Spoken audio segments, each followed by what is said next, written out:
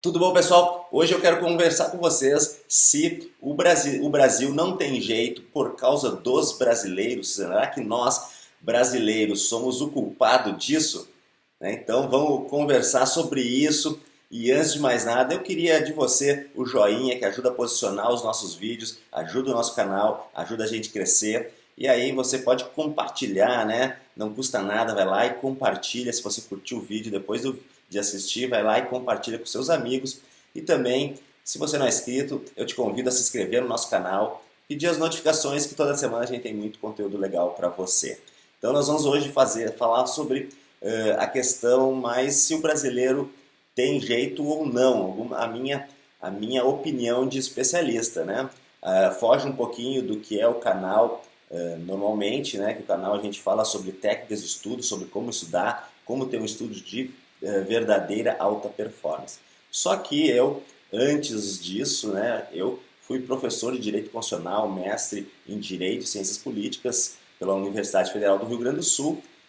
Trabalhei muito em cursinhos preparatórios para a OAB e concursos públicos, dando aula de Direito Constitucional, também na graduação dava aula de Direito Constitucional.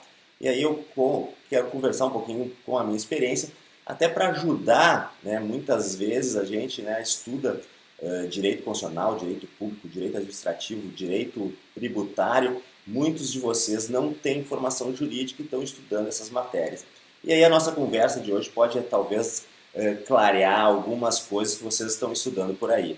Então a primeira coisa o que eu queria responder, né, que foi o mote para que você clicasse no vídeo e assistisse o vídeo comigo, é que existe essa ideia, né, que brasileiro não presta, que brasileiro sempre dá o seu jeitinho, que brasileiro é ladrão, que brasileiro é corrupto, que brasileiro não sabe votar. Então, é obviamente que a gente pode pensar que brasileiro não sabe votar quando a gente vê aí, nada contra, né? Mas a gente vê um tiririca da vida, nada contra o tiririca, mas o jeito que ele chegou lá, né? Como um palhaço que cantava nos seus míseros segundos de propaganda eleitoral, cantava uma musiquinha e dizer que era mais um, ia ser mais um que não prestava lá. Então, temos Tiririca, mas por outro lado a gente vai ver também em outros países tem gente muito pior. Então, não é por aí. Também a corrupção não é do brasileiro, todo mundo tem corrupção.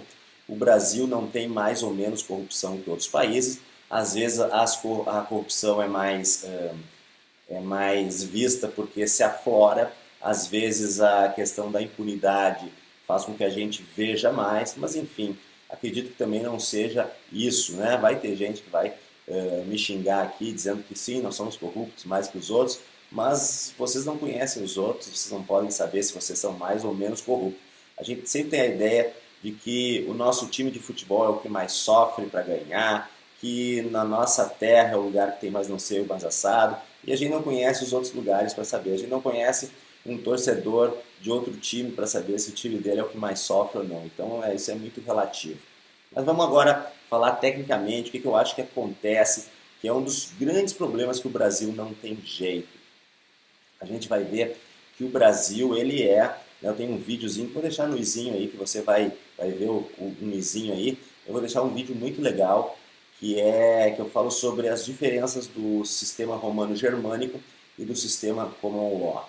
Então, basicamente, né, se a gente olhar o sistema de common law, que é do Reino Unido, Inglaterra, Nova Zelândia, Estados Unidos, entre outros, que é um sistema de costumes, onde o que faz o direito mesmo são as jurisprudências, e essas jurisprudências normalmente elas vinculam, através de um precedente, vinculam as demais decisões judiciais, que dá uma ideia maior de segurança jurídica, porém ela tem vários probleminhas que quem vive o sistema common law sabe, e um deles acaba sendo muitas vezes muito conservador, acaba sendo muitas vezes engessado, né? Então, tanto que os Estados Unidos tenta muito fazer com que esse gesso, esse engessamento e esse conservadorismo seja driblado através de poder rever decisões dos tribunais, enfim, uma série de mecanismos. Então, existem as características do Common Law, existem agora as características do sistema romano-germânico. E o sistema romano-germânico tem a principal característica é que a lei ela é fruto de um parlamento, é fruto de um congresso. O que é um conceito de lei? Lei é um comando, né? Um comando para ser seguido, é um comando, é geral e abstrato, né? A lei é feita para todos e abstratamente, não para um caso concreto específico, né? Então, por mais que a partir de um caso concreto a gente se motive pela lei, né? Por exemplo, a lei dos crimes hediondos foi motivada quando lá atrás, né, numa novela da Globo, um dos personagens resolveu sair entrou para a realidade e acabou matando seu par romântico na vida real, que foi o caso da Carla Perez, né? E aí o que aconteceu? A Glória Pérez, mãe da Carla Perez, conseguiu mobilizar mais a Rede Globo, mais a mídia, uma série de questões, mobilizou e foi uma das pouquíssimas, eu acho que deve ter sido a única lei que realmente, né, foi realmente colocada à discussão, proposta, aliás, pela população, que é uma das possibilidades de ser proposta uma lei perante a, a população. E aí tem que ter uma série de requisitos, e ela conseguiu cumprir todos os requisitos. Entre eles tem que ser meio difuso o negócio, né, em todo o Brasil, né? Eu não posso somente com assinaturas do Rio Grande do Sul, por exemplo, querer que eu consiga que a proposta chegue no Congresso lá quando tem assinatura só de uma região específica. Então tem que ser difuso, tem que ter um mínimo em cada estado, tem que ter mínimos de estado, tem que ter uma série de requisitos, e foi cumprido, e aí nasceu a Lei dos Crimes Hediondos. E mesmo assim, a Lei dos Crimes Hediondos ela trata abstratamente os casos de crimes hediondos, e ela é geral para todos, tanto que essa lei não pôde ser cumprida, por exemplo, para o próprio assassino, que foi o motivador da lei. Por quê? Porque a lei penal, quando não é benéfica, não pode retroagir. Mas enfim, então, só para a gente ter esse panorama de que a lei sai do Congresso. E a lei sai do Congresso, e voltando aqui para a definição de lei então é um comando geral e abstrato, oriundo de um ato de vontade. O ato de vontade é essencialmente eu expressar a vontade do sim ou não na hora do Congresso, se eu vou aprovar ou não aquela lei. E por ato de vontade, a gente já vê que a questão é eminentemente política, porque a vontade é uma questão política. Não é uma questão técnica, mas uma questão política. Claro que tem mecanismos que fazem com que a lei seja o mais técnica possível, que seja colocado lá. Por isso tem as comissões de Comissão de Justiça, as comissões de redação, comissão específica, né, se o assunto é de economia, vai ter uma comissão específica que tem pessoas gabaritadas em economia e assim por diante. Então a lei, oriunda de um ato de vontade, ela sai lá do Congresso. E do Congresso, e normalmente quem precisa da lei, né, quem é que precisa de lei dos três poderes? Não é o legislativo, ele faz as leis, mas ele não precisa das leis. Não é o judiciário que julga essas leis, porque ele precisa apenas resolver conflitos quando existirem e quando chegar esses conflitos até ele.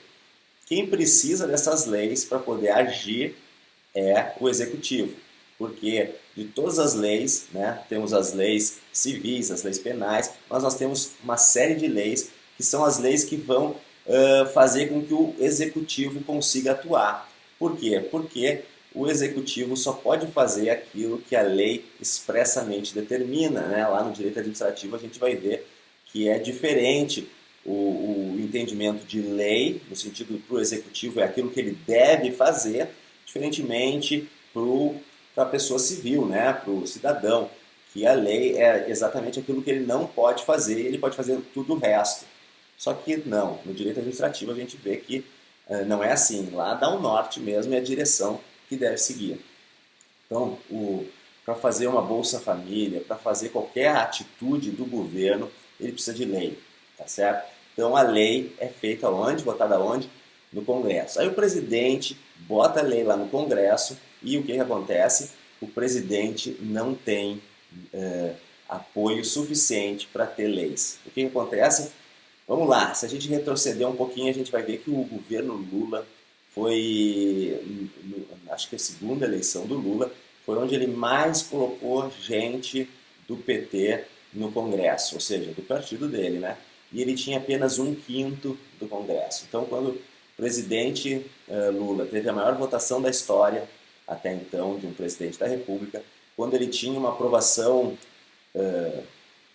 acima dos níveis, né? Não sei agora se beirava aos 80%, aos 90%, mas tinha uma aprovação inusitada, ele colocou apenas 1/5 do Congresso. Você sabe o que é 1/5 do Congresso? Só para você ter uma ideia, um dos mecanismos da democracia são as CPIs, né? É um dos mecanismos, CPI, que é a Comissão Parlamentar de Inquérito. Ela tem, quase todas as democracias, tem um instituto parecido com esse.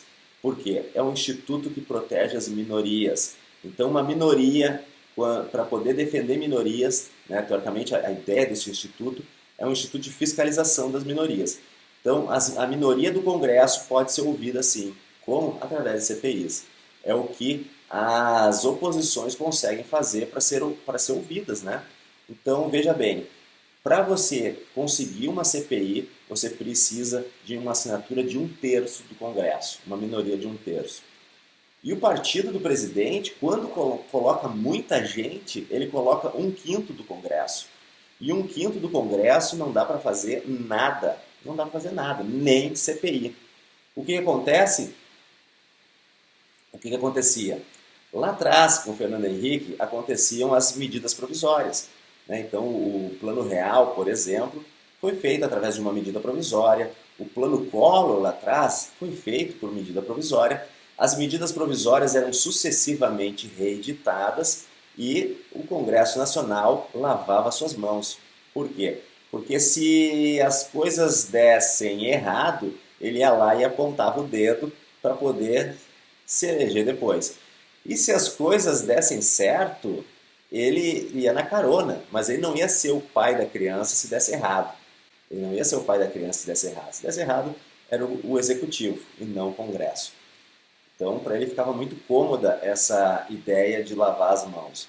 Porém, em 2001, né, em dezembro de 2001, nós temos a emenda constitucional número 35, que muda todo esse panorama, e ele regulamenta, a Constituição regulamenta as medidas provisórias. E aí as medidas provisórias são quase que esvaziadas. São quase que esvaziadas. Então, tudo aquilo que o Collor fez de sequestrar a poupança, hoje não poderia. Muitas das coisas que o Fernando Henrique fez, criação de fundos, não poderia. E uma série de coisas que são necessárias, o presidente não pode. Ele pode sim. E mesmo quando edite medidas provisórias, ela tem que ser votada e não pode ficar sendo reeditada sucessivamente. Se ela não for votada, o que acontece? Tranca a pauta. Então o Congresso se vê na obrigação de votar, né? Ele acaba tendo a obrigação de votar. Ele vai ter que mexer as mãos ali naquela medida provisória. E aí o Congresso viu que ele tem mais força do que antes, né? Ele se viu com mais força.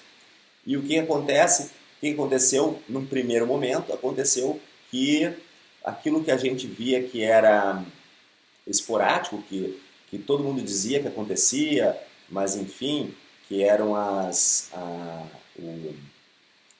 reeleição do Fernando Henrique, disseram que teve compra de votos, né? Os 5 anos do Sarney, aquele ano a mais que o Sarney pegou na época, disseram que teve compra de votos.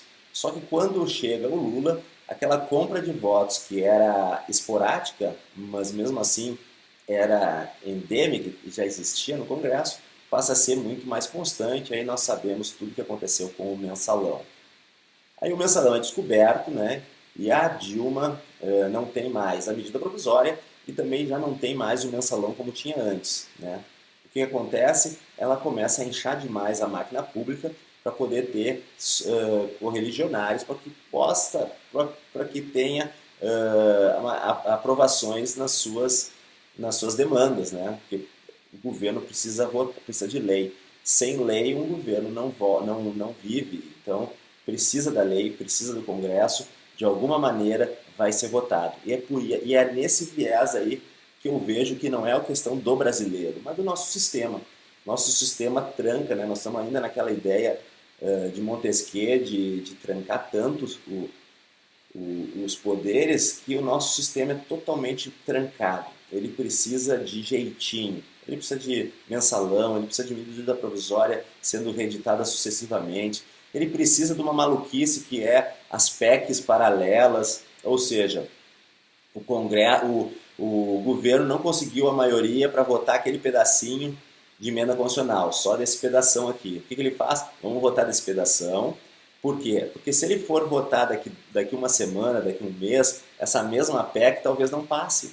Por quê? Porque a maioria é no interesse. A gente vê aí, quando teve o impeachment, a Dilma querendo liberar emendas parlamentares para que tivesse votação favorável. Agora, na reforma previdenciária também, uma série a gente vê nos noticiários da preocupação dos parlamentares, das suas emendas, para poder colocar sua pontezinha lá na sua cidade, para ganhar o seu voto na próxima eleição, para colocar a sua irrigação na sua cidade, para que na próxima eleição ele consiga estar de volta no Congresso Nacional. Então é todo esse sistema do toma lá da cá que é o que faz uma votação. Então uma votação não é por ideologia, mas por toma lá da cá, é por interesse, e acaba sendo uma maioria muito rarefeita, né? Qualquer vento que sopre mudou aquela maioria. Então a gente faz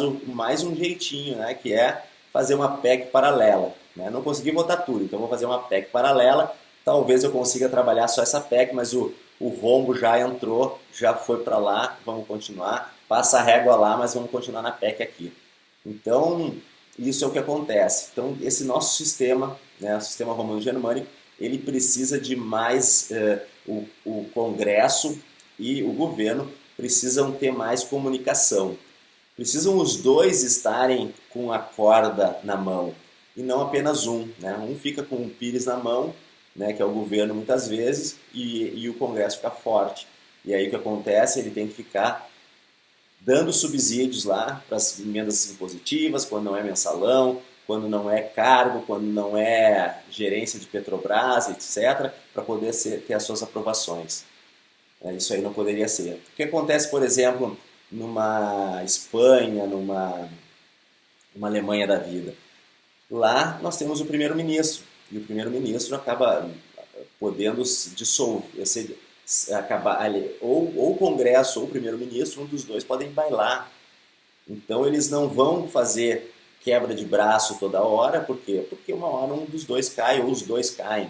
Então, antes que um dos dois caia, vamos conciliar. Então a conciliação acaba surgindo muito mais naturalmente, coisa que não tem acontecido no Brasil. Então o problema, na verdade, não são os brasileiros, mas é o nosso sistema político muito fraco, muito retrógrado, né? Que é aquele pensado há 300 anos atrás por Montesquieu e que hoje não cabe mais. Nós tínhamos que mudar o sistema político, mudar o sistema eleitoral, mudar a questão da distribuição de antenas do Brasil, que a gente sabe também que é só quem tem a mídia local vai para o Congresso, né? No Congresso quase todos os parlamentares acabam tendo jornal, rádio, televisão, etc., né? Eles acabam tendo esse poder da mídia, né? E acabam entrando no Congresso. Então, será que é democrática essa distribuição de antenas no país? É uma discussão que a gente tem que fazer. Outra coisa, quando se fala em reforma eleitoral, aí vai se decidir o quê? Decidir se pode botar a cara do candidato no chaveirinho, se pode botar no poste da esquina. Não, isso aí é palhaçada, né? Isso aí não vai resolver nunca. Então não é por aí o negócio. Então esse foi o vídeo de hoje. Queria que vocês tivessem essa noção do que aconteceu no Brasil aí desde a da época das medidas provisórias, por que as coisas foram propícias para um mensalão, por que nós inchamos a máquina pública, por que hoje as medidas reforma da Previdência vai onerar tanto os nossos cofres públicos e por que ela tem que ser aprovada hoje, porque se deixar para amanhã não vai, por que nós temos essas PECs paralelas, é para já dar essa visão geral aí, conversar um pouquinho com vocês, talvez tenha me estendido demais, e agora eu peço de novo aquele like se você gostou do vídeo, compartilhe com seu amigo que estuda e se inscreva no nosso canal, que toda semana a gente tem um vídeo bem legal para você. Um grande abraço!